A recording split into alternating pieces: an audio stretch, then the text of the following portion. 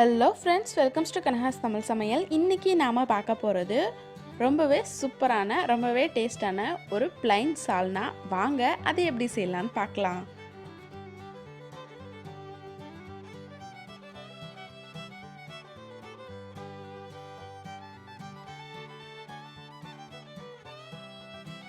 தேவையான பொருட்கள்: தனியா, காய்ந்த மிளகாய், ஸ்டார் மொட்டு, சோம்பு, ஜீரகம், கிராம்பு, பட்டை, ஏலக்காய்.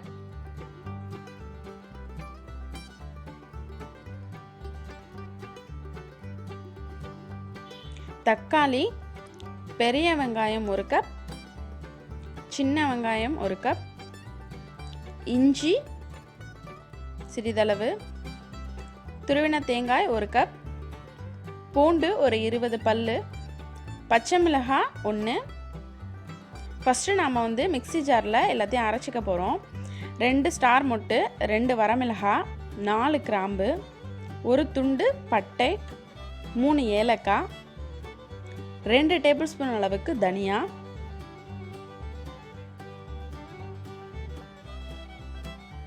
1 டேபிள் ஸ்பூன் அளவு சோம்பு, 1 டேபிள் ஸ்பூன் ஜீரகம். இது எல்லாத்தையும் நல்லா இந்த மாதிரி கொரன்னு அரைச்சிக்கோங்க ஃபஸ்ட்டு. அடுத்து கொஞ்சமாக இஞ்சி, ஒரே ஒரு பச்சை மிளகாய், பூண்டு ஒரு 20 பல்லு, சின்ன வெங்காயம் 1 கப் அளவுக்கு. இது எல்லாத்தையும் சேர்த்து நம்ம நல்லா ஃபைன் பேஸ்ட்டாக அரைச்சி எடுத்துக்க போகிறோம். இந்த மாதிரி நல்லா அரைச்சி எடுத்து வச்சுக்கோங்க.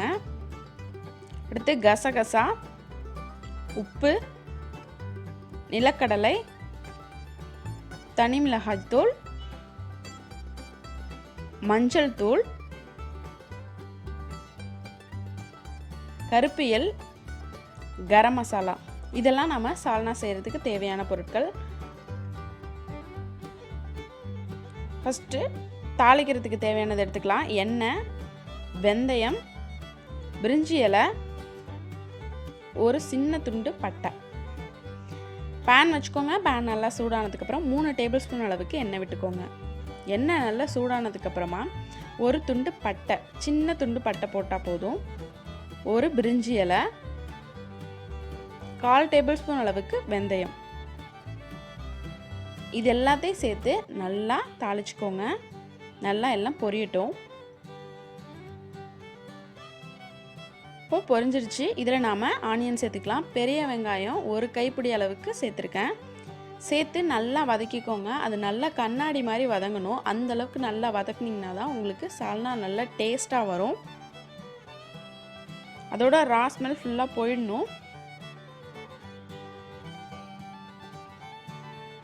இப்போ இது நல்லாவே வதங்கி வந்துருச்சு. இதில் நாம் கொஞ்சம் கருவேப்பிலை ஆட் பண்ணிக்கலாம். கருவேப்பிலையும் சேர்த்து நல்லா மிக்ஸ் பண்ணிக்கோங்க. அதுவும் நல்லா அதில் ஃப்ளேவர் இறங்குற அளவுக்கு வதங்கணும்.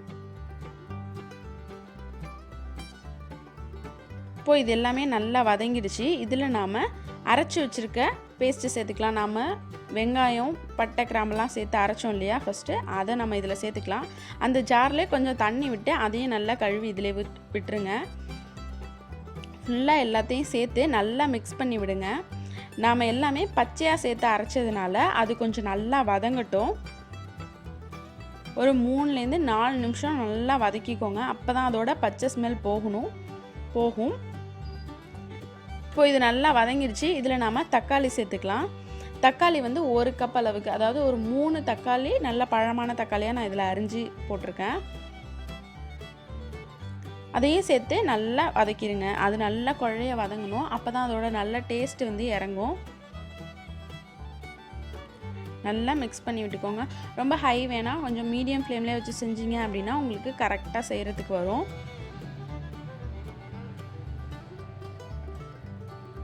இப்போது இது பார்த்திங்கன்னா நல்லா வதங்கிருச்சு. கொஞ்சமாக மஞ்சள் தூள், 1/2 டேபிள் ஸ்பூன் அளவுக்கு மஞ்சள் தூள், 1 டேபிள் ஸ்பூன் அளவுக்கு தனி மிளகாய் தூள், தேவைக்கேற்ப உப்பு. இது எல்லாத்தையும் சேர்த்து நல்லா மிக்ஸ் பண்ணிவிடுங்க. கரம் மசாலாவையும் இதோட ஆட் பண்ணிடலாம். 1 டேபிள் ஸ்பூன் அளவுக்கு கரம் மசாலாவையும் சேர்த்து நல்லா மிக்ஸ் பண்ணிட்டேன்னா எல்லாமே நல்லா அதோட பச்சை ஸ்மெல் போகிற அளவுக்கு நல்லா வதக்கி எடுத்துக்கலாம்.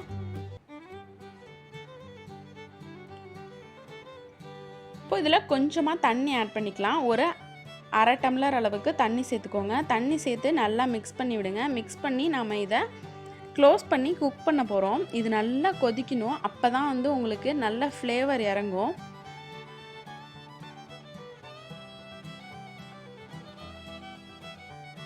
இப்போ இது நல்லாவே கொதிச்சு வந்துட்டுருக்கு.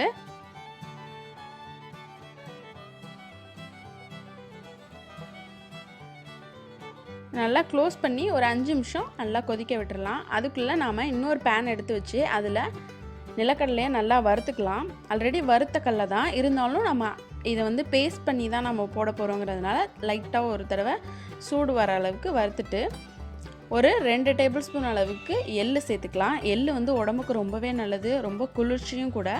அதையும் நம்ம வந்து இதில் ஆட் பண்ணிக்கலாம். எல்லாமே நல்லா பொரிஞ்சதுக்கப்புறமா மிக்சியில் அரைக்க போகிறோம். நல்லா ஆற விட்டு மிக்சியில் அரைச்சிக்கோங்க. கசகசா ஒரு 2 டேபிள் ஸ்பூன் அளவுக்கு சேர்த்துக்கோங்க. அதுவும் உடம்புக்கு ரொம்பவே நல்லது, ரொம்பவும் குளிர்ச்சியானது. 1 கப் அளவுக்கு துருவின தேங்காய்,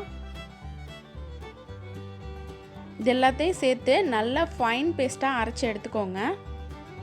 இப்போ இது அரைச்சி எடுத்தாச்சு, நல்லா ஃபைன் பேஸ்ட்டாக அரைச்சாச்சு. இப்போ நம்மளோட சால்னா நல்லா கொதிச்சிட்ருக்கு. இதில் நாம் அரைச்ச விழுதை ஆட் பண்ணிக்கலாம். தேங்காய், நிலக்கடலை, எள்ளு, கசகசா இதெல்லாம் சேர்த்து நம்ம அரைச்சோம் இல்லையா, அந்த பேஸ்ட்டை நம்ம இதில் சேர்த்துக்கலாம். இதில் சேர்த்து நல்லா மிக்ஸ் பண்ணி விடுங்க. இந்த தேங்காய், கடலை இதெல்லாம் அரைச்சி ஊற்றுனதுக்கப்புறம் பார்த்திங்கன்னா சால்னா ரொம்ப நல்லா திக்காக வரும். தேவைப்பட்டுச்சுன்னா இன்னும் கொஞ்சம் தண்ணி ஆட் பண்ணிக்கோங்க. ரொம்ப அதிகமாக தண்ணியும் விட வேணாம், கொஞ்சம் மீடியமாக இருந்தால் போதும். நான் வந்து கொஞ்சமாக தண்ணி ஆட் பண்ணுறேன். ஆட் பண்ணி நல்லா மிக்ஸ் பண்ணி விட்டுறணும். இது நல்லா கொதிக்கட்டும். நல்லா கொதிச்சதுக்கப்புறமா நாம் கொத்தமல்லி ஆட் பண்ணி இதை இறக்கிடலாம். ரொம்பவே சூப்பரான, ரொம்பவே டேஸ்டான ஒரு ப்ளைன் சால்னா வெஜிடேரியன் தான் ரெடி பண்ணியிருக்கேன். இதை நீங்கள் வந்து சப்பாத்தி, பரோட்டா, பிரியாணி எல்லாத்தோடையும் சாப்பிட்லாம். உங்களுக்கு நான்வெஜ் டைப்பில் வேணும் அப்படின்னா சிக்கன் இல்லை மட்டன் ஏதோ ஒன்று உங்களுக்கு வேக வச்ச தண்ணி இதில் வந்து நீங்கள் ஆட் பண்ணிங்கனாலே போதும், உங்களுக்கு நான்வெஜ் ஸ்டைலில் இது வந்துடும். இந்த வீடியோ உங்களுக்கு பிடிச்சிருந்துச்சுன்னா எல்லாருக்கும் ஷேர் பண்ணுங்கள். எங்கள் சேனலை சப்ஸ்கிரைப் பண்ணுங்கள். கூடவே பக்கத்தில் இருக்க பெல் பட்டனை ப்ரெஸ் பண்ண மறந்துடாதீங்க. எங்கள் சேனலுக்கு எப்போவுமே சப்போர்ட் பண்ணுங்கள். நெக்ஸ்ட்டு ஒரு நியூ டிஷ்ஷோடு நான் உங்களை மீட் பண்ணுறேன். Thank you friends.